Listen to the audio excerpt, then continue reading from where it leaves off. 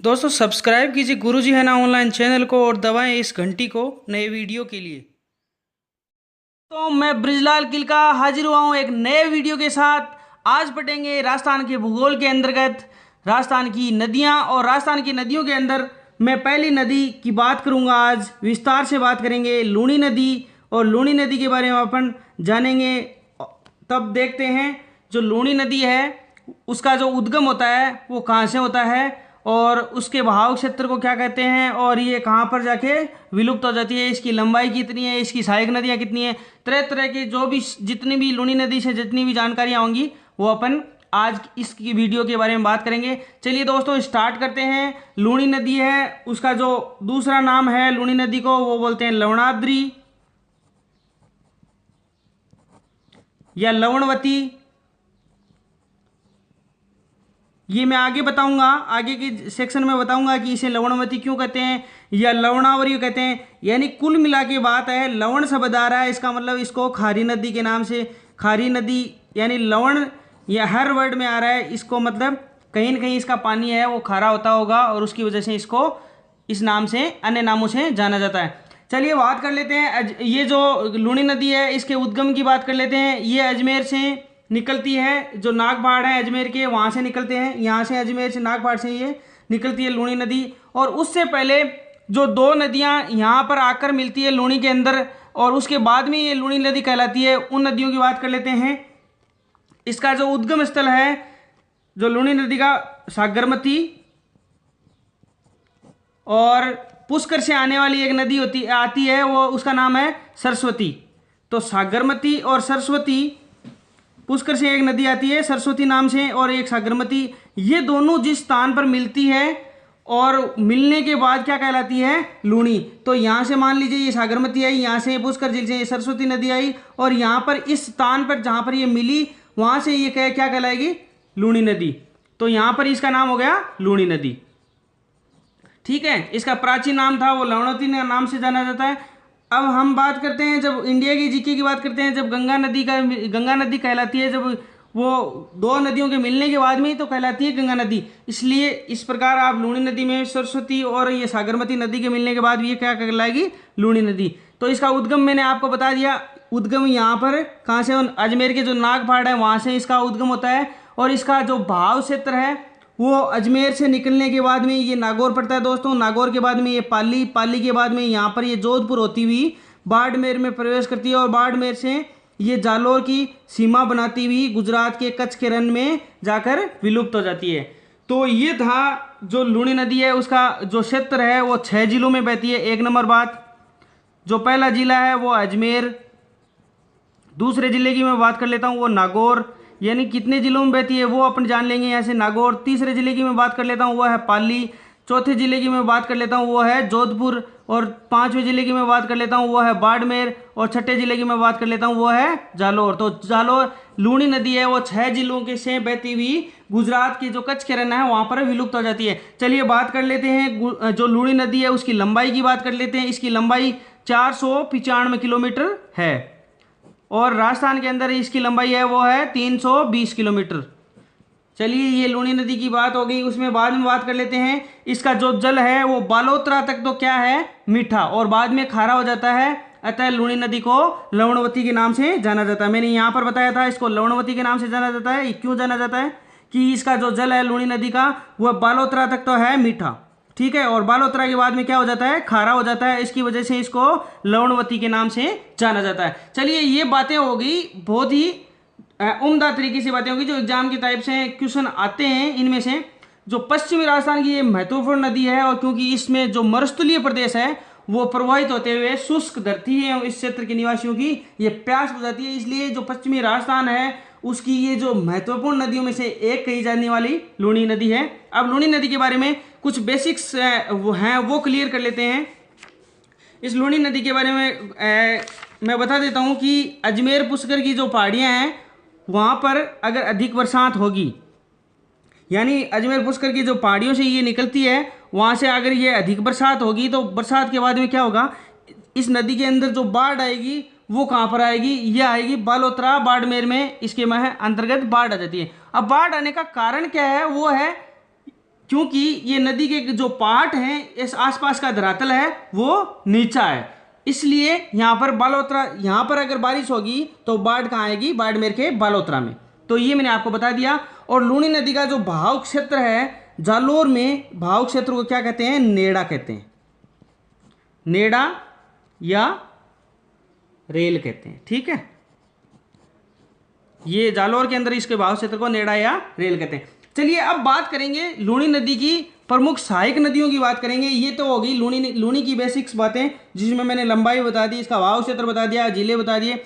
अब लूनी नदी की सहायक नदियों की बात करेंगे। और सहायक नदियों में आप देख सकते हो, यहाँ से ये अजमेर से होते हुए नागौर में जाती है। अब नागौर से एक नदी निकलती है, जोजड़ी नदी। अब इस जोजड़ी नदी, ये जोजड़ी नदी है, यहाँ पर जोधपुर में जाके इसे लूनी नदी में मिल जाती है। तो ये जोजड़ी नदी एक सहायक नदी हो गई लूनी की। तो इसकी बात कर लेते हैं। जो पहली सहायक नदी की बात कर लेते हैं वो है जोजड़ी नदी। इसके उद्गम की मैं बात करूंगा। जोजड़ी नदी के उद्गम इसका है पाडलू गांव। पाडलू गांव पड़ता है दोस्तों नागौर में। तो ये एक नागौर से निकलकर एकमात्र सहायक नदी है लूनी की, नागौर से निकलती है। और इसका जो प्रवाह है मैंने आपको बता दिया, ये नागौर है, नागौर यहाँ पर जोधपुर में आकर ये मिल जाती है। अब दोस्तों इंपॉर्टेंट वाली बात ये, अब आप सुनिए, ये लूनी की जो एकमात्र ऐसी सहायक नदी है जो लूनी में दाईं ओर से मिलती है। यानी जितनी भी लूनी के अंदर ये जो नदियां हैं, सहायक नदियां, मैं यहाँ पर बात करूंगा, वो सारी की सारी बाईं ओर से मिलती है। लेकिन ये एकमात्र जोजड़ी ऐसी नदी है जो दाईं ओर से मिलती है। तो आप इस चीज़ को ध्यान रखना, ये इंपॉर्टेंट क्वेश्चन है, एग्जाम में आता है और आएगा, आगे भी आएगा। तो इसलिए लूनी की एकमात्र ऐसी सहायक नदी जो दाईं ओर से मिलती है, उस नदी को क्या कहते हैं, वो जोजड़ी नदी है। तो आप इस चीज को ध्यान रखना। चलिए दूसरी नदी की मैं बात करूंगा, जो सहायक नदी है वो दूसरी, उसकी मैं बात करूंगा, वो है बांडी नदी। चलिए दिख नहीं रहा होगा आपको, अब दिख रहा है, ठीक है। बांडी नदी, अब बांडी नदी के उद्गम है वो है पाली जिला। देखिए दोस्तों, ये है पाली जिला। तो उद्गम इसकी मैं बात कर ली, उद्गम होता है इसमें पाली जिले में, ठीक है। उसके बाद में इसका प्रवाह की बात कर लेते हैं। देखिए ये नदी है, यहाँ पर पाली जिला है और ये जोधपुर में आकर लूनी नदी में मिल जाती है। तो इसका प्रवाह क्या हो गया, एक तो हो गया पाली और दूसरा हो गया जोधपुर। तो बांडी नदी का प्रवाह क्षेत्र क्या हो गया, पाली और जोधपुर। चलिए कुछ इतिहास की कुछ बुकों में ये मिला हुआ है कि जो पाली नदी के किनारे है, वो जो बांडी नदी है इसके किनारे क्या, कौन सा शहर बसा हुआ है, ये पाली शहर है, ये बांडी नदी के किनारे बसा हुआ है। तो ये चीज़ आप ध्यान रखना। चलिए तीसरी नदी की मैं बात कर लेता हूं। तीसरी नदी, उसके बाद में बात कर लेते हैं मीठड़ी नदी, ठीक है। मीठड़ी नदी की बात करेंगे। ये मीठड़ी नदी, ये देखिए यहां पर आपको पता चल रहा है कि ये पाली, यहां पर ये पाली है और पाली के बाद में ये क्या है, बाड़मेर। तो इसका जो ये उद्गम स्थल तो क्या है, उद्गम है पाली, ठीक है। लूनी की सहायक नदी है ये और उद्गम स्थल पाली है। और पाली के बाद में इसका जो प्रवाह क्षेत्र की बात करेंगे, पाली के बाद में ये कहाँ पर जाती है, बाड़मेर में। तो ठीक है, ये बात हो गई। और बाड़मेर के जो बांधव के निकट मिल जाती है, बाड़मेर के पास एक गांधव के निकट ये मिल जाती है लूनी में। यहाँ पर बाड़मेर के निकट ये गांधव गांव है, यहाँ पर ये इसमें मिल जाती है। चलिए इसकी बात हो गई, कोई इंपॉर्टेंस वाली बात नहीं है। फिर चौथे नंबर की बात करेंगे, वो नदी लेंगे अपन सूकड़ी नदी। क्रम से चल रहे हैं दोस्तों, इसलिए आप क्रम से इस चीज़ को याद रखना। एग्जाम में कुछ क्वेश्चन आते नहीं है, लेकिन जो एग्जाम में इंपॉर्टेंट वाली बात है वो मैं आपको बता रहा हूँ। सूकड़ी नदी का जो उद्गम है वो है पाली। यहाँ पर ये सूकड़ी नदी है, ये उद्गम इसका पाली है। पाली के बाद में ये जालोर, जालोर के बाद में ये बाड़मेर। तो इसका जो उद्गम है वो तो मैंने बता दिया यहाँ पर आपको, पाली। उसका प्रवाह क्षेत्र की बात करेंगे, पाली के बाद में कहाँ गई, जालोर में, और जालोर के बाद में ये कहाँ गई, बाड़मेर में। यहाँ पर बाड़मेर में जाकर ये लूनी नदी में मिल जाती है। तो इसके उद्गम स्थल की बात करेंगे। और बाड़मेर में कौन से गांव में, यहाँ पर जो बाड़मेर है, यहाँ पर कौन से गांव में जाकर ये सूकड़ी नदी मिलती है, यहाँ पर गांव है समदड़ी गांव। समदड़ी गांव में जाकर जो सूकड़ी नदी है वो लूनी में मिल जाती है, ठीक है। जालोर के जो बांकली ग्राम में सूकड़ी नदी पर बांकली बांध बनाया गया है, ठीक है। इस नदी के अंदर एक बांध बनाया गया है, उस बांध का नाम जान लीजिए, बांकली बांध, ठीक है। तो जो सूकड़ी नदी है उस पर कौन सा बांध बनाया गया है, बांकली बांध। और बांकली बांध कहाँ पर है, ये है जालोर में। तो ये इंपॉर्टेंट क्वेश्चन वाली बात हो गई तो आप बांकड़ी बांध के बारे में जानकारी रखना कि जालोर के निकट बांकड़ी बांध बनाया गया है, ये सुकड़ी नदी के ऊपर। चलिए ठीक है, उसके बाद में बात कर लेते हैं 5वीं नदी की बात करूंगा मैं। 5वीं नदी है ज्वाई नदी। ठीक है, ज्वाई नदी का जो उद्गम होता है वो पाली और उदयपुर की जो सीमा है वहां पर स्थित पाली के बाली गांव में। ठीक है, तो अब आपको याद रह जाएगा इजीली, इसका जो उद्गम होता है, सॉरी मैं नदी का नाम नहीं, ज्वाई नदी। ठीक है, उद्गम की बात कर लेते हैं। उद्गम है पाली जिला है और पाली के बाली, तो पाली के बाली गांव से इसका उद्गम होता है और ये उदयपुर और ये जो पाली है उसकी सीमा पर यहाँ से ये ज्वाई नदी निकलती है। उसके बाद में ये पाली से ये जालोर, जालोर से ये बाड़मेर में जाकर लूनी नदी में मिल जाती है। तो इसके प्रवाह क्षेत्र भी क्या हो गया, पाली के बाद में जालोर और जालोर के बाद में बाड़मेर। ठीक है, पाली के जो बाली है वो बाली के गोरे गांव से ये ज्वाई नदी निकलती है। गांव का नाम है गोरैया गांव। ठीक है, मैंने आपको बताया नहीं, अब बता देता हूँ। गोरैया गांव से निकलती है। और अब एक इंपॉर्टेंट क्वेश्चन यहां पर आ रहा है, जो इंपॉर्टेंट क्वेश्चन की बात है वो है कि पाली जिले के सुमेरपुर में ज्वाई नदी पर बने बांध को ज्वाई सागर बांध कहते हैं। ज्वाई बांध का नाम दिया गया है। तो पाली जिले में एक बांध का नाम है ज्वाई बांध। और किस नदी पर बना हुआ है, ज्वाई नदी पर, तो ज्वाई बांध। और ये किस जिले में है, ये है पाली जिले में। ठीक है, और नदी का नाम क्या है, ठीक है, ज्वाई नदी। तो ये चीज आप ध्यान रखना। अब यहां पर एक क्वेश्चन और इंपॉर्टेंट आता है। एक तो ज्वाई बांध हो गया, कहां पर है, पाली में, और पाली में ज्वाई नदी पर है। ये 2 क्वेश्चन हो गए। उसके बाद में तीसरा क्वेश्चन यहां पर ये निकल कर आता है कि ये मारवाड़ का, इसको अमृत सरोवर कहा जाता है। मारवाड़ का अमृत सरोवर कहा जाता है इसको। तो ये चीज आप बिल्कुल इसमें ध्यान रखने वाली बात है। उसके बाद में मैं बात करूंगा जो ज्वाई नदी की से एक सहायक नदी है, उसका नाम है खारी। तो खारी नदी की यहां पर मैं बात कर लेता हूं। यहां पर आप देख रहे हो ये खारी नदी है। ये खारी नदी, ये सिरोही पड़ता है यहां पर, और ये पड़ता है जालोर। ठीक है, तो ये सिरोही है, मैं लिख देता हूं यहां पर, सिरोही से ये निकलती है। और कहां पर ज्वाई नदी के अंदर मिल जाती है, ये जाकर जालोर के अंदर जाकर ये ज्वाई नदी में मिल जाती है। तो खारी किसकी सहायक नदी होगी, खारी सहायक नदी होगी ज्वाई नदी की। ठीक है, तो अब ज्वाई नदी की बात, खारी नदी की मैं बात कर लेता हूं। ये कहां पर निकलती है, सिरोही के शेरगांव की पहाड़ियों से, शेरगांव की पहाड़ियों से। उसके बाद में इसका प्रवाह की बात कर लेते हैं। प्रवाह सिरोही के बाद में इसका क्या कहां पर है, सिरोही के शेरगांव की पहाड़ियों से ये निकलती है। उस सिरोही के बाद में इसका प्रवाह क्षेत्र है वो है जालोर।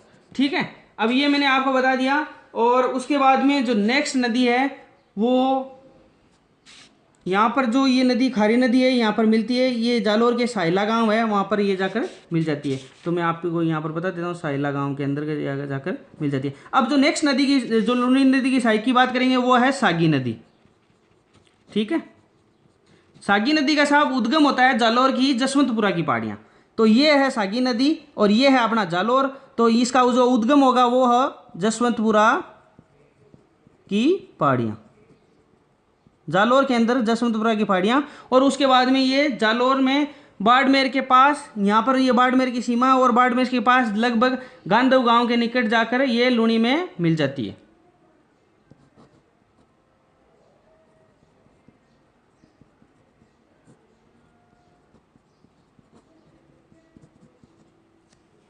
चलिए, ये हो गई नदियों की बात, नदियों की सहायक, लूनी की सहायक नदियों की बात यहाँ पर पूरी होती है। अब आपको क्विक रिवीजन मतलब कर लेते हैं अपन कि यहाँ से लूनी नदी है वो सरस्वती और सागरमती के दोनों के नदियों के मिलने के बाद में यहाँ पर अजमेर के नाग पहाड़ से निकलकर ये नागौर, नागौर से पाली, पाली से यहाँ पर जोधपुर, जोधपुर से ये बाड़मेर, बाड़मेर से ये जालोर, जालोर से गुजरात के कच्छ रण में विलुप्त हो जाती है। इसकी लंबाई है वो 495 किलोमीटर है और 320 किलोमीटर इसकी राजस्थान के अंदर लंबाई है। उसके बाद में ये जो ये नदी है उसकी सहायक नदियाँ, जो एकमात्र नदी जो जोजड़ी नदी है वो दाईं तरफ से मिलती है। उसके बाद में मीठड़ी, बांडी, सूखड़ी, जुआई, खारी और सागी। उसके अलावा इसमें बांकली बांध बना हुआ है, जुआई नदी पर जुआई बांध बना हुआ है, जो उसको मारवाड़ का अमृत सरोवर कहते हैं। इस प्रकार के क्वेश्चन है एग्जाम में पूछे जाते हैं, तो आप इस चीज़ को ध्यान रखना। उसके बाद में इसका जो अगर यहाँ पर बाढ़ आए, यहाँ पर ज़्यादा बारिश होगी तो बाढ़ कहाँ पर आएगी, बालोतरा में आएगी। इस प्रकार के तमाम प्रकार के क्वेश्चन आए हुए हैं, आप इन चीज़ों को बिल्कुल ध्यान में रखना,